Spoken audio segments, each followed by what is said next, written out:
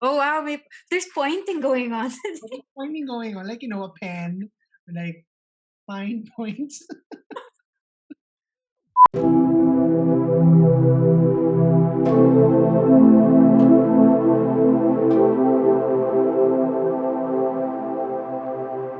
Hi everyone, welcome back to another round, a sixth round of pen. Noobs. Oh wow, there's pointing going on. What pointing going on? Like, a pen, like fine points. Anyway, I'm your usual host, Jika, and he is. Ryan, Yeah. hello. We are your dedicated pen noobs going on for 6 episodes. And as we said last episode, we're actually talking about something special and close to our hearts today that branches off or maybe is an offshoot of planning, and that is journaling. Germany. Journaling. Yeah, exactly. Because maybe Yeah. some of you don't feel the vibe of planning. Maybe you like not knowing what you're gonna do next or what's gonna happen next. I mean, to each his own, but maybe you're of a more free spirited and expressionistic character. That's a stereotype, by the way, but maybe this episode's more to your liking. We are gonna be talking about journaling today, but before that, and we're gonna go to our dedicated segment called Noob Discoveries. Discoveries. Yeah. So, Ryan, what did you discover recently? Well, I discovered a really lovely YouTube vlogger who's into fountain pens. Her name is, or her account name is Adventures of Denali. So I think she's also a teacher. Yeah, she's an art teacher or a literature teacher. I'm sorry, Denali, if you are watching this, I'm really sorry. I have not really watched all of your episodes yet to really dig into your profile, but I do know that you mentioned in one of your episodes that you are a teacher, and that's something that helped me connect with you as a fountain pen enthusiast. I love also that you are into vintage pens, and your videos also, her videos, inspire me pretty much to one, get a Kaveco brass. Like the way she described it was so compelling. I was like, oh my gosh, she talked about as a comfort stone or whatever. She did say that, holding a Kaveco brass feels like there's something that you can hold on to that is quite comforting. So that really resonated so well with me. And then the second one would be vintage pens. So I am starting my vintage pen journey. I just have one, which I will not talk about for now. I'll talk about it in some other episode once we start talking about vintage pens. So yeah, that's my new discovery. How about for you, Jika? My noob discoveries are actually old discoveries, maybe because I want you guys to discover them for yourselves. We're actually not the only podcast about pens. We're so new in the game. We're so new. We're noobs in fountain pens, and we're noobs in this whole podcasting. So, I guess I just want to make recommendations to people that I admire, and actually, we're essentially the SCOBY. Sorry, the SCOBY culture behind this podcast. So maybe, guys, I look up The Pen Addict. That's Brad Dowdy and Mike Hurley, and Tokyo Inklings with CY and Jacob, sorry. And other, fountain pen and stationery creators on YouTube, like David of Fig Boot on Pens, Goulet Pens as usual. And I'm sure that I'm going to drop a few more links to these accounts down the line. Oh, and Stationery Cafe, by the way, which is also a nice podcast. We are so proud to be, as far as I know, the podcast of this of Manila, of the country. I don't know so far of this nature. That's maybe a big claim, but we wouldn't be here. We wouldn't be the noobs that we are if it weren't for these creators. We consult their content every time we buy a new pen. We consult their content every time before we buy something that we really want to invest in, because when you're a noob you got to depend on experts. So maybe, and this is fingers crossed, maybe someday down the line we'll get to talk to some of them. That's part of the dream, that's part of the goal. But yeah, my noob discovery is actually an encouragement for you guys to discover them as well. Yeah. So yay! Are we an inspirational channel now? Actually, I do remember when I was starting my fountain pen journey, I didn't really know who to refer to. I was like, oh, I'll just Google or I'll just type on YouTube. But I do see some vloggers who have been very consistent. Yeah. And those that you've mentioned really were also my go to um, YouTube channels for fountain pens. So, yeah, I hope you guys check them out because they are inspiring. They will put you on the right path. They will not just give you recommendations simply for you to spend, but they will give you really recommendations that are not biased, nor are they sponsored, but they're more really objective in that sense to help you Yeah. make decisions. Some So are sponsored though, but they yeah, announced it because like that's the law of the internet now. But yeah. Anyway, those are noob discoveries. We have hijacked what discovery is. Sometimes you got to discover stuff by way of us as well. So, getting to the topic, we're going to talk about journaling today. And really, what is journaling? We like defining terms here. We are English teachers. What's journaling for you, right? hmm, journaling basically is the process of wow, you made it like I made it technical. I'm sorry. I'm sorry. journaling is a verb or it could be a noun. It depends on how you use it in a sentence, but basically, um, journaling is writing. Writing with um, intention. Mm. That's how probably I would define it in the simplest, but trying to be a little bit philosophical. So it's writing with intention. Oh, I love it writing. Maybe I'll hijack that a bit or adapt it to what I do because I don't. I mean, I do a lot of writing, but I also do a lot of recording. Um, Fairly recently, I did get into media journaling.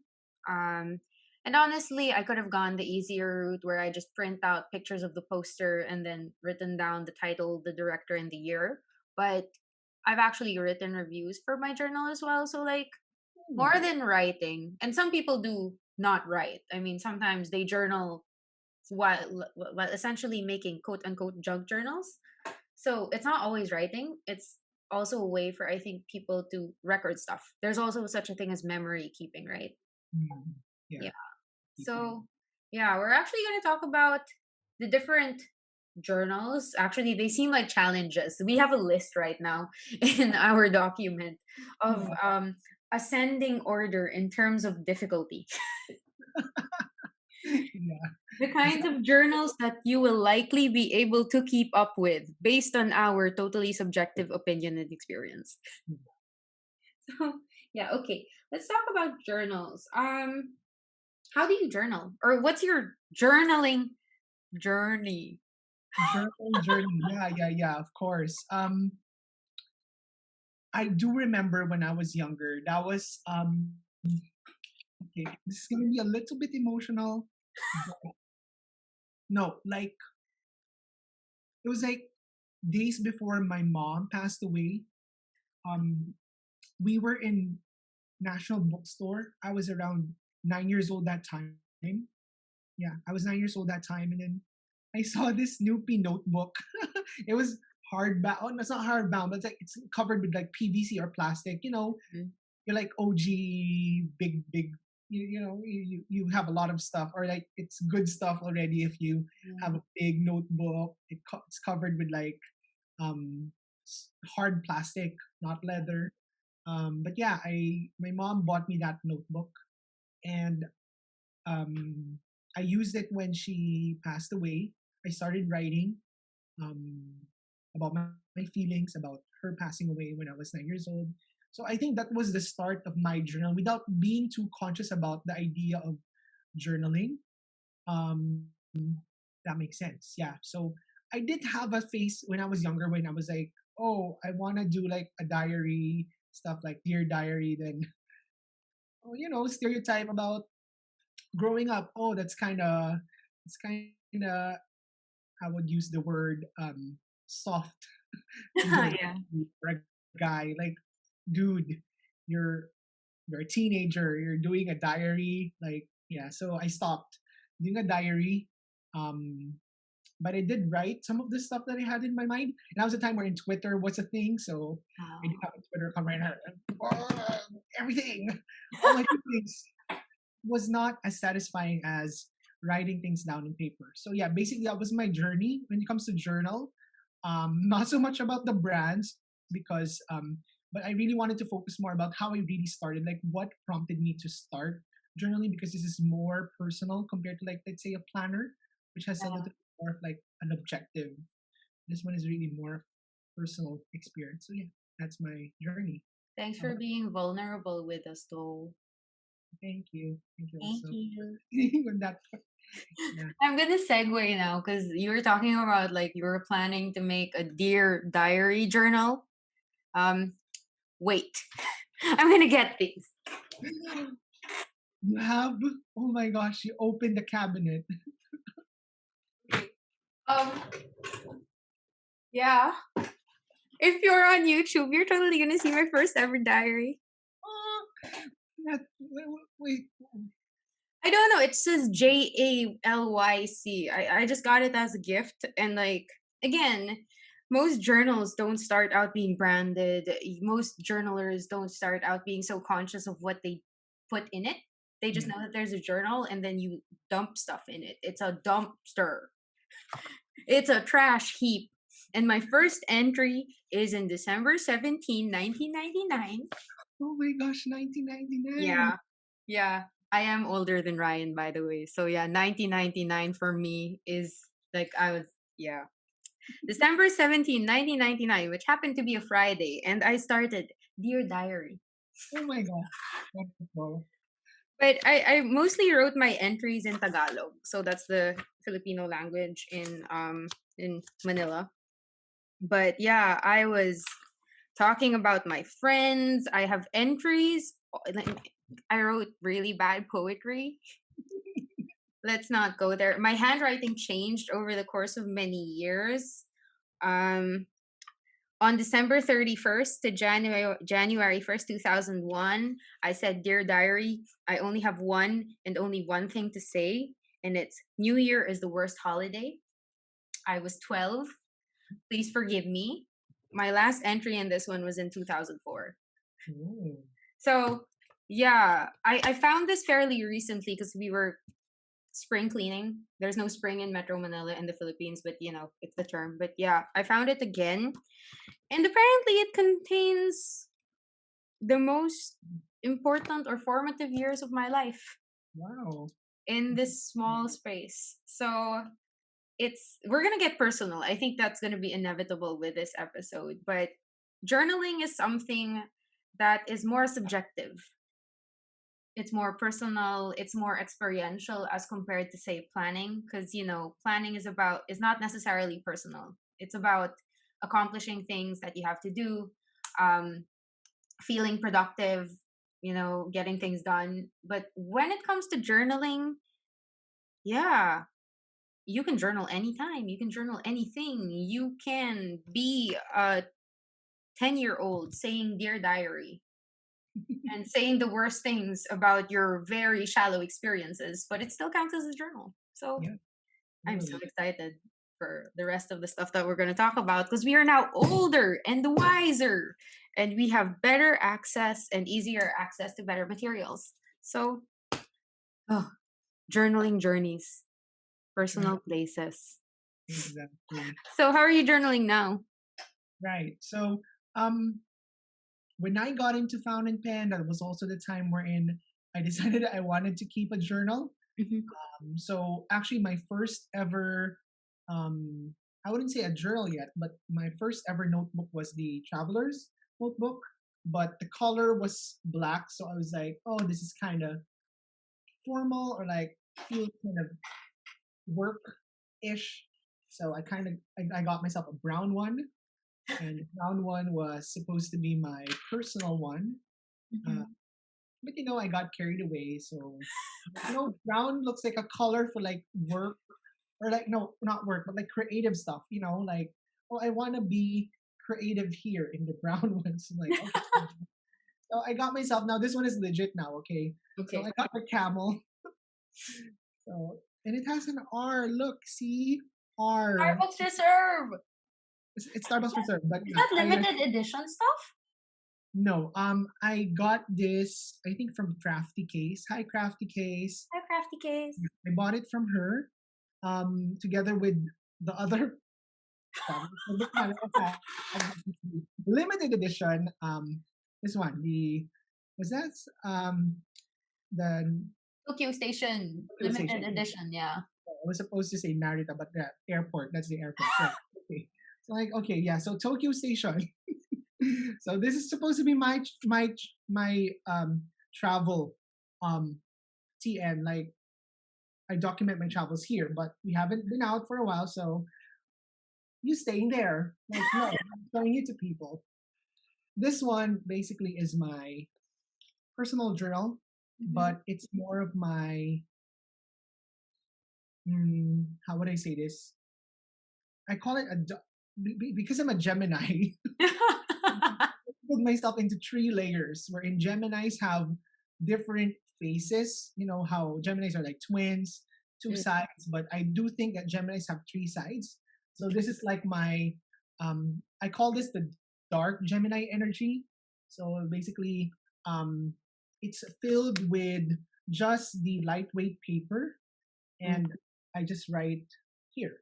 No design, no decorations, all just reflections about the bad stuff I've done, or maybe just the things I'm not very proud of, like I got a bit angry, or I wasn't very patient, or yeah, basically those. It's reflective, but also more raw in the sense Okay. that just very so there. It's Yeah. like dark Gemini energy journal. So I Okay. have three. Okay. Two more. Go. Two more. The second one, which I did show in the IG live, but I do want to share it also here. This is my Hobonichi in six English version. Okay. This is my basically the creative one, wherein I do get to decorate it. So yeah, there. Look at me decorating my notebook. Beauty. Journal, yeah. So basically, I stick some stuff here. Like someone sends me something, I stick the card. Oh. Um, what else did I put here? Photos. I do have a Kodak mini printer. Mm-hmm. So I do print some of the photos that I do have. So there, I print photos, or maybe someone gave me a gift, so I put the tag here. So yeah, I'm kind of that kind of sentimental person. Weirdly, I even have a Starbucks cup, a tea Starbucks cup, because I don't know. I found the tea comforting because someone gave me tea that time when I was craving for it. So yeah, this is more like my sentimental, memory keeping Yeah. journal, and this is more of like my gray Gemini energy Okay. journal. Gray. So yeah, that's black. This is gray, but also leaning towards the white. Okay. Yeah. And then the last one, which I am very guilty of not completing, is White Gemini Energy Journal, which is the 5-year diary, wherein I'm supposed to just write down what I'm grateful for. Um, yeah, but a lot of times, most of the things I'm grateful for is already here. That's why I don't get to use this that much. I also make use of this ideally as a manifest journal. I'm not sure if that's Ah, something that people know of. Like, what is there's a that? lot of quotes on Twitter, or rather on Instagram and Twitter. Awakening, something like that. Those kind of IG pages where they have statements like not everything this world can be resolved immediately. There are circumstances wherein things will need to take time. So yeah, so those kind of stuff. Oh, So, it's like motivational quotes or the stuff that you need to hear when you need to hear it. yeah, or like I'm releasing all the unnecessary pressure I've been putting on myself. So those kind of stuff. Manifesting, this is the white Gemini energy, but I couldn't keep up, and I realized that do I really want to keep a journal wherein I do get the manifest statements from others, or do I want to create my own manifest statements? So there. Basically, those are the three. Unfortunately, I have not yet been very consistent with this one, but I've been consistent with the Hobonichi because there are dates. So, you're like, oh no, I can't leave it empty for a day. It's like bad. But the other one, this one is I do write every day or every other day, depending on how I feel or if I do have the energy. Because imagine doing all three at night, so like it's kind of tiring. So yeah, those So, are my three systems. so your Gemini self essentially is split into three, and then you have a particular schedule that you follow when you journal, Well, or like actually, a loose-ish schedule. um, I would say it's kind of loose. This is more of like whenever. Uh, Okay, the sometimes, Hobonichi is yeah, whenever. whenever. But this one is really at night because I do have prompts which I use. It's called the Stoic Life. Is that Um, an app? it's a book basically. Oh, okay. I use the daily quotes, so that pretty much serves as my prompt. And a lot of times it's really about self help, reflection about how you live your life. So yeah, that's how I do it. It's kind of dark. I don't. It's not really dark. Like it's all anger or angst. I mean, Mm. hello. I've gone through that teenage phase of being angsty. It's not it, but it's like it's just really just raw. It's not being thankful, grateful. It's just really being Real. very critical of yourself. Like yeah, I guess that's the best word for that one. This one's like celebrating me. This is me being great. This is me being critical of myself. So yeah, this one's Oh, okay. I get it. I get it. Wow. Maybe another episode we're gonna talk about planner, pen, and journaling personalities because there is so much promise in this whole Gemini system. Sadly, I am a crap Capricorn, so there's only one type of person, or maybe according to the zodiac sign, your Capricorn is just your basic um, obsessive compulsive. Sorry, I'm not sure if that's appropriate, but that's the colloquial term. But what do you call it? Anally retentive person. That's me. Um, and oddly enough, the Hobonichi Tacho cousin really works for me to do that. So currently, my journaling is contained in just three journals, but mostly taking place in just one. So you guys have seen my Hobonichi Tacho before. I have shown it on Instagram and on our YouTube. If you're listening on the podcast, just look it up on Instagram. But the cousin is great for journaling to me, not for planning, because there are three parts to it. First is the monthly part. I had shown this before. The monthly part is great because it lets me look back at things that had occurred, the big things. I mark birthdays, I mark special events, I mark dates with my partner, so on and so forth. I even mark like the adversity of checking season on the monthlies. The weeklies are somewhat planner like because I do use the most left hand column, which is blank and undated, to list the things that I got to get done or the things that I had done within the week. But each weekly page is marked with essentially time allotments, how much time this particular thing took. And these aren't necessarily tasks. I actually don't put a lot of tasks here. I just put events. So, weird. and because my scheduling is actually way looser than yours, we'll talk about that in a bit. The like just allotting time blocks has been really helpful to me to be, I guess, grateful also. Viewers right now will see that I tend to decorate my weekly pages. Thank you, Instagram, for all the inspiration. um, I also hijacked some formats from the Jibun Tacho, which is a weekly planning journal, which is a weekly planner, also from Japan, and has a somewhat similar format. But my main journaling takes place in the daily pages. Really. So the daily pages, I like to essentially memory keep and scrapbook. But my memory keeping is somewhat more different than Ryan. By the way, Ryan, I just found out today that that's how you do it. So like having the realia, all the actual stuff, the note cards and the zarf of the coffee is really wow. I don't keep things. Thank you, please. I don't keep things like that are so simple, but they are so remarkable. So maybe bleh, moving forward, I will try to do that. But I tend to just print out photos I don't have a colored printer. I do have an Instax printer though, but Instax film is kind of difficult. I use my paper round. It's a thermal printer. So whenever I just want to print a picture, I just print it. Of course, since it's thermal paper, the image fades over time. But my rule is, or at least I'm trying to start it this year, is once the year is up and the journal's finished, I will scan the pages just so that I can fully transition and keep the journal because, as you know, Hobonichis get really bulky. Hobonichis get really bulky, and I'm the kind of journaler who tends to stick everything on. Like I can have 4 layers of stickers or 4 layers of washi and the collage, and also like full length essays about my day in my journal. Yeah. That's my example, and this is you can see it right now. This is the page for when I got my wisdom tooth pulled out. No holds barred. No holds barred in my daily pages. Like I just put everything, I dump everything.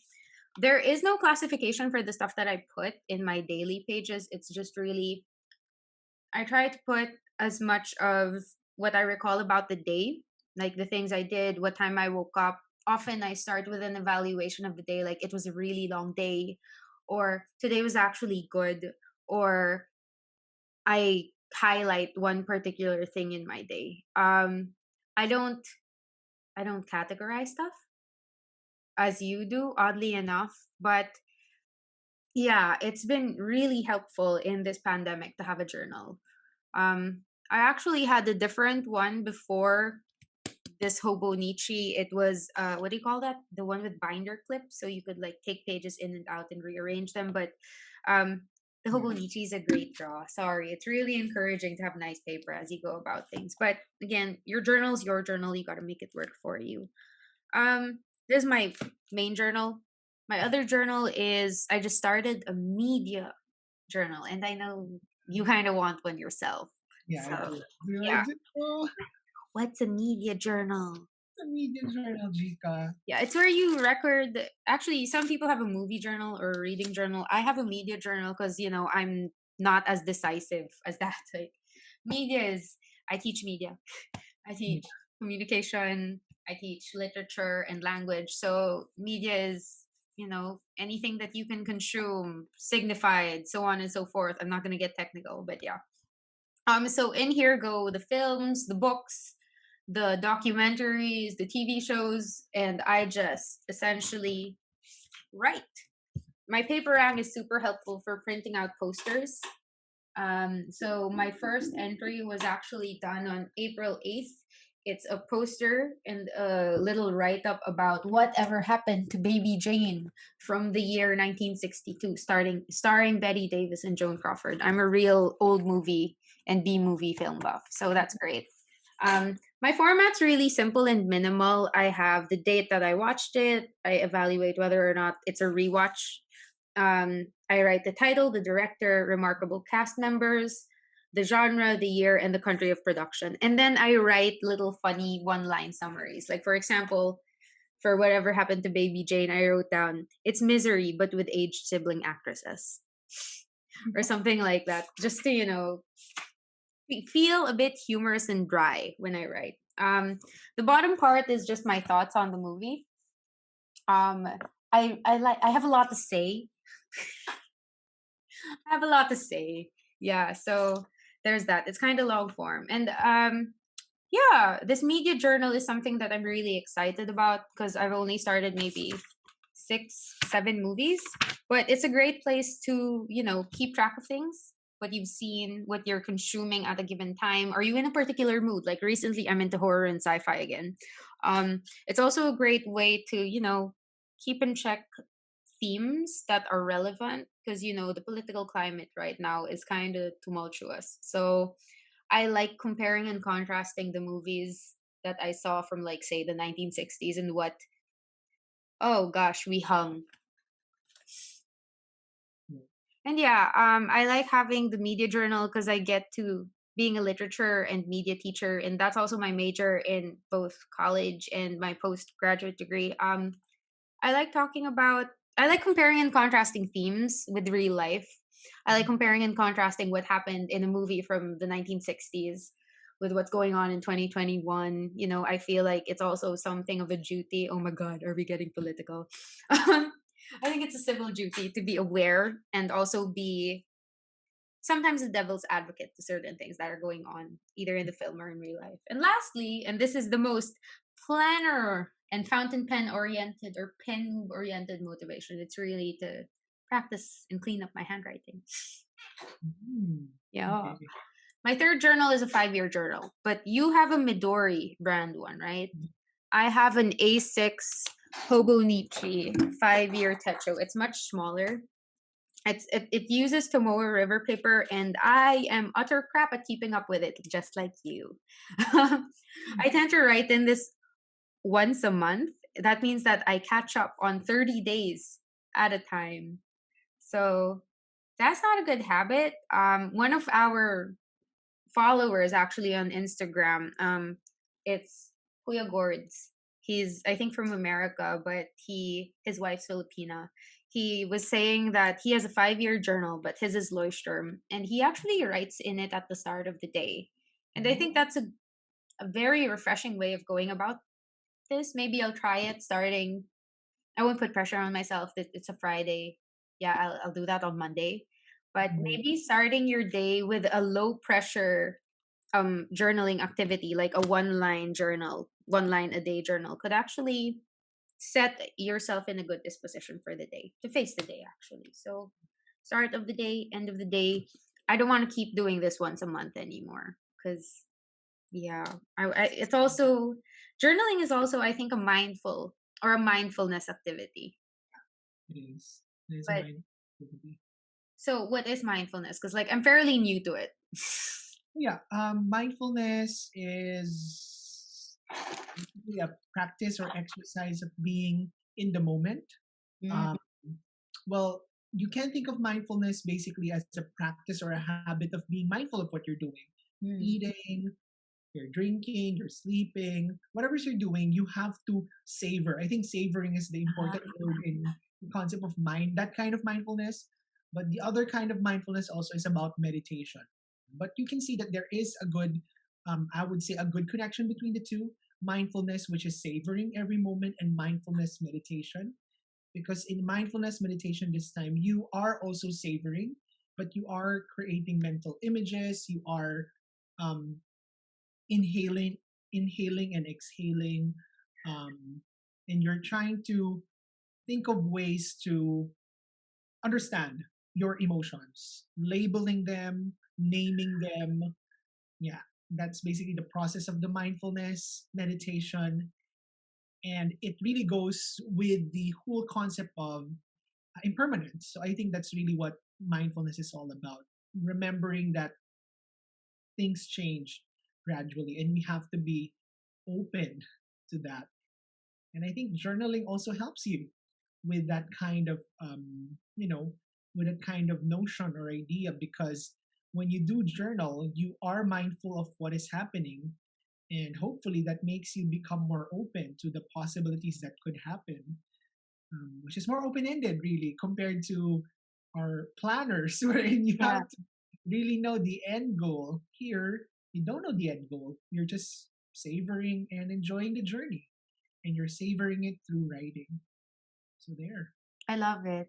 I mean, mindfulness is actually fairly is it a buzzword of the past 2 years or so, two, three I think years? it became a buzzword. It became quite popular because of a lot of, I think, apps or companies like Headspace, 10 Minute, I forgot exactly the name, and then there's Calm. Basically, there are a lot of apps to help people get through such an overwhelming lifestyle or an overwhelming life. So, yeah, that's what Oh, mindfulness okay. is all about. Yeah. I just found out. I mean, I found out about it a long time ago. I think 4 years ago. I was actually sent by our work to a workshop about mindfulness, but at that time I wasn't so convinced of it, and I really just misconstrued it to be meditation, and I suck at meditation. I suck at meditation, and it's a good thing that you say this because our friend also, our psychology teacher friend, actually told me that just like you said, mindfulness can be done in various activities. So I have two mindful activities, and that's really first washing my face when you're just enjoying the texture of your skin, or you're citing the changes between your skin in the morning and then your skin at night when you're washing your face. And the other is really journaling.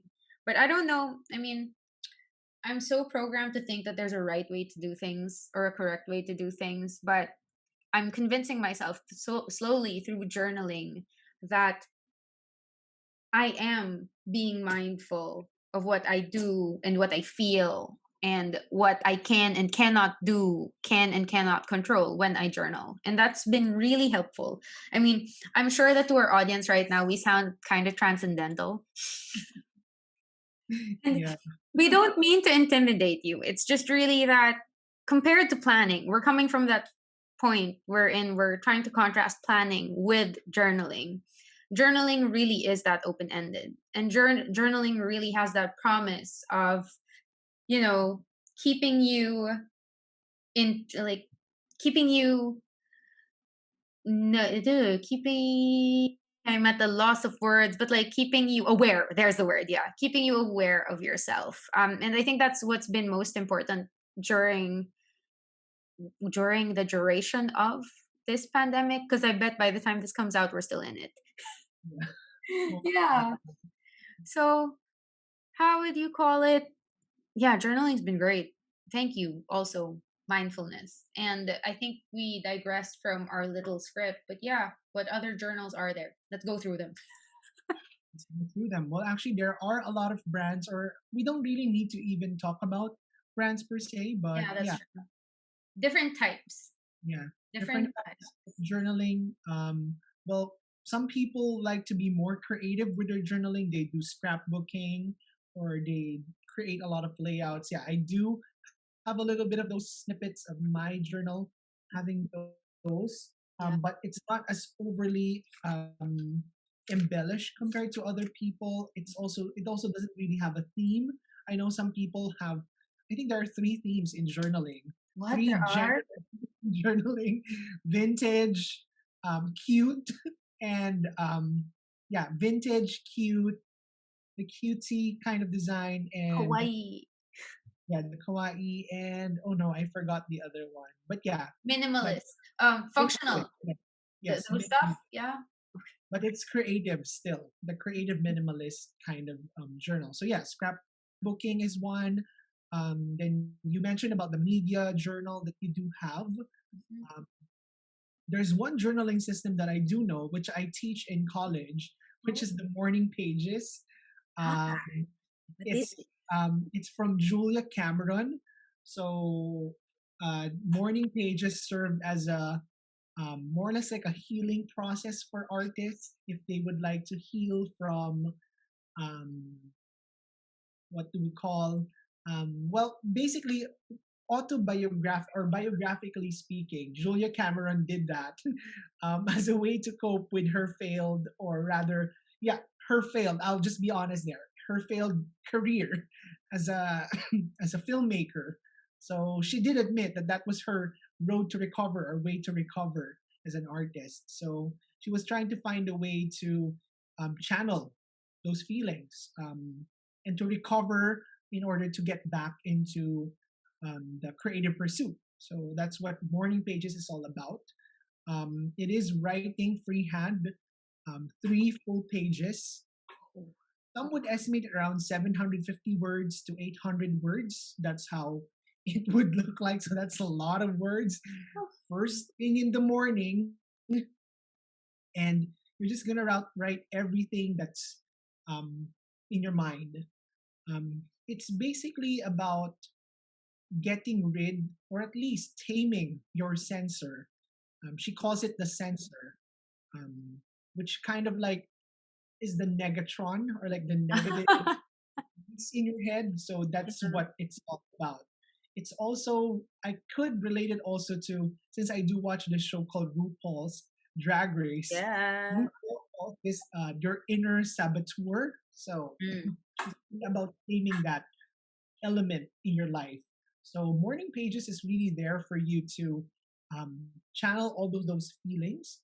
there's really no right or wrong way to do it. But Julia Cameron does have a program, which Oh, I could not fully remember the whole program, but basically there are different steps in the morning pages.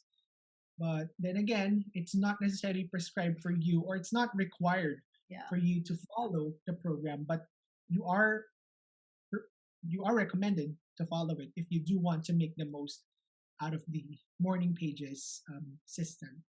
So there. We really thought that there weren't systems at the start, but apparently there are, and Ryan teaches some of them. So we're gonna add a link in the description on YouTube, and of course this episode for that. Um, with regard to journaling, I forgot the other term that you can maybe follow on Instagram. It's called creative journaling as well. Like in general, a lot of journaling is creative. It's morning pages, scrapbooking, media reading, gratitude, and 3-year, 5-year, 10-year journals. That's generally the journals that we're aware of, and I'm sure that you're gonna stumble upon something different, or a hybrid of any of these while you go online. And the point that we're really trying to make in this episode is that, in contrast with planning, journaling is free. It's explorative in nature, and the one thing that it has in common with planning is that you got to do something that works for you. Okay. I have Exactly. had experiences before wherein, and this is a resounding comment also in the journaling community, wherein they feel fatigued by the pressures of journaling. Remember in the last episode, we were talking about the task. What do you call this? You not managing the task, rather the task managing you. When you Yeah. journal and eventually it could happen to you that the journaling becomes a task, then maybe there's something that you have to alter in your journaling process. You can't let the journaling manage you, Yeah. because you are using the journaling to manage the other side, the less productive side, and the more maybe emotional part of yourself. So actually, if you think about it, planning and journaling are complementary. I like to think of it that way, that um, you plan your work, you plan your life, but you also journal, okay, yourself. Oh my god, I feel like a motivational speaker. This was totally not the intention, but um, if the pandemic has taught us anything, it's really that we gotta, you know get things in order. I keep saying this over and over again, that in these very trying times, we gotta clutch at things to help us make sense of things, and to move forward and move on. And maybe planning is that for you, maybe journaling is that for you, maybe it's both, maybe it's fountain pens or whatever other community you're in. But in this case, because we're in the journaling episode, journaling has been utterly helpful.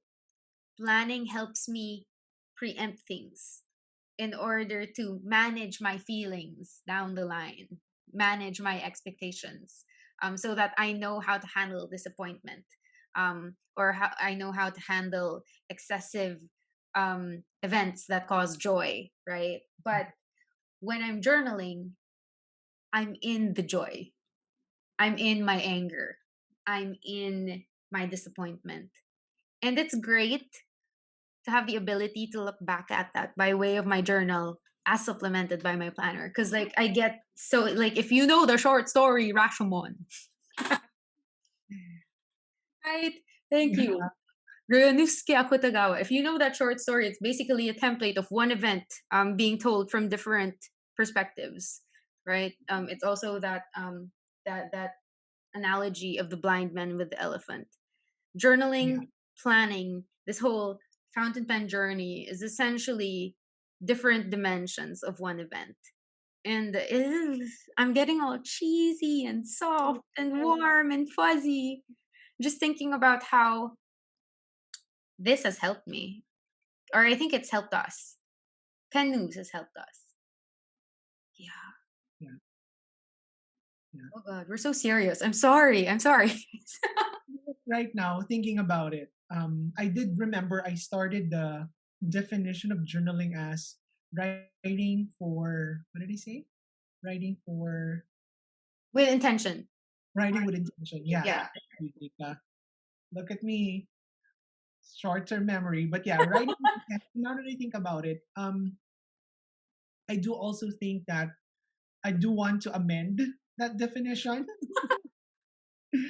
um, or rather, I would like to change the definition of writing of journaling as not just simply writing with intention, but yeah, it's writing with intention, but it's also writing for recovery, whatever recovery Oh, that is. Recovering from a stressful day, mm, recovering from a traumatizing experience, recovering from, like morning pages. It's yeah. creative recovery, or recovering from a, a difficult movie or a wonderful movie. Yeah. Basically, recalling it. And we don't really mean recovering like you were damaged or you got hurt, but recovery talks about really centering, savoring, Oh, and really being appreciative of whatever the situation is, whether good or bad. So recovery is important. It's rest, and it makes us become ready for whatever lies ahead. Mm. oh gosh. We're getting so sentimental. But seriously, guys, I mean, it is a serious episode. We didn't intend for this to be a serious episode because honestly, journaling is so free and creative and all that stuff. We thought that it'd be like utterly fun, but apparently we're getting personal. Um, but how would you say this? I forgot what I was gonna say. Oh dear. Oh dear. I'm just at that point. I guess I just want to emphasize then how thankful we are. This is the sixth episode. We're pretty much done with the starter stuff, and this is the part where we transition into more ambitious material. Um, and before we make that transition to maybe, hopefully, getting interviews with some bigwigs or some people that we admire, or talking with you guys, maybe invite some of the noobs or our pen friends onto the platform. This is the part where we're thankful because last time, the last episode was about planning. We've been planning pen noobs for a while, but we also want to essentially quote unquote journal, okay, journal our thanks for your community. Personally, I'm thankful for Ryan. I'm thankful for him giving me the opportunity to start this thing up and him coming along for the ride, being so willing. And I'm thankful for the community. I hope that by the time this comes out, we're actually bigger, way bigger than when we started. The fountain pen community is one of the most accommodating and kindest communities. And we are so glad to be part of that. And I will write that in my journal because I have Right? written about it. I have written about how I'm so thankful of Pen Noobs over the past 4 weeks, really. And it's if journaling is a lifesaver, Pen Noobs is another kind of lifesaver. So yeah, thanks guys. Thank you, guys. All right. Your turn. Sure. Your turn to be sentimental. I think we're gonna end after your turn. Yeah, actually, I'm really grateful for this chance to be reflective also in the process. I mean, when I was not doing pen noobs, I was just all, I'll just buy a pen. I'll just buy it for the gram, or I don't know, I want a photo with that pen but now it became more intentional with the whole process because I ended up talking about things and then saying that, oh, now I realize what exactly is my philosophy, or like what are my beliefs, what do I believe in, and I'm really starting to understand myself also better as a pen enthusiast. So this was also very helpful. And as what we mentioned, we started off as noobs, and we are still noobs. And this whole process actually of doing this podcast is could be helpful for you, but we do also want to let you know that it has been very helpful for us because it made us appreciate what we are doing more.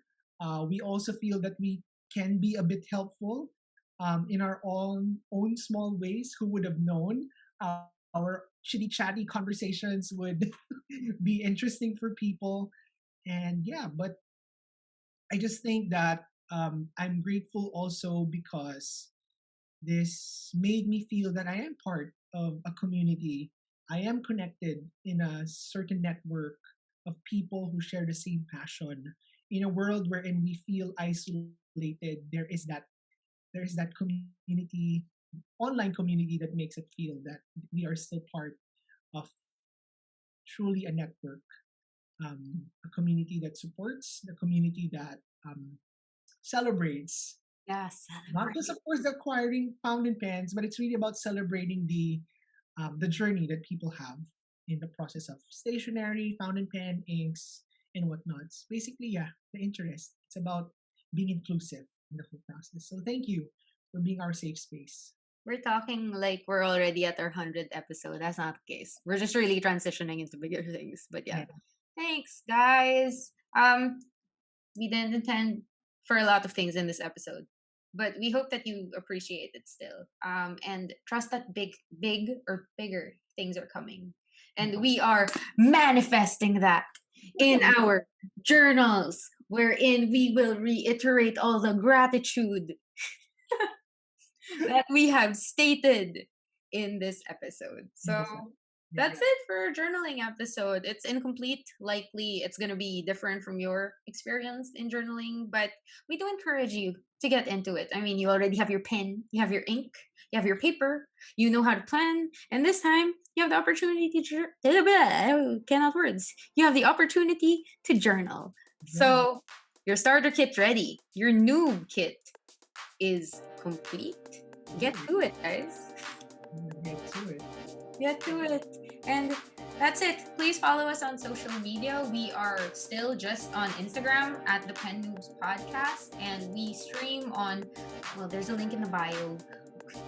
Spotify, Apple Podcasts, Google Podcasts, Overcast, Pocket Casts, so many casts. Just follow the link. And you're going to see our faces on YouTube. And we'll see you in the next episode. See you in the next episode, everyone. Thank you. Thank you.